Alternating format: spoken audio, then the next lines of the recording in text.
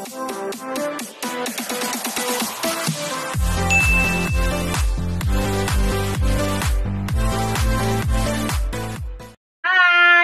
back sa aking channel. Babati muna ako sa inyo. Open out yung tanan sa baklayan.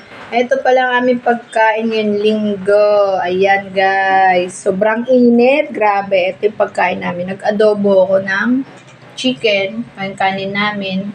Tsaka ito, isda. Si Joy kasi bawal kumain ng ito brown rice sa kanya.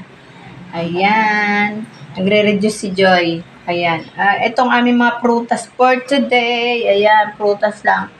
Mangga. Ito ulam namin. Ayan, guys. Ito pala, may pipino pala ako.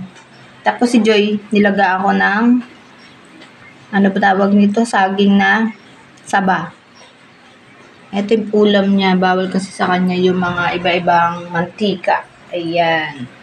Kaso lang may soup kaming natira. Ang nangyari, nung iniinit namin na panis, yung kalabasa soup sayang. Paano, papalam na ako sa inyo. Bye!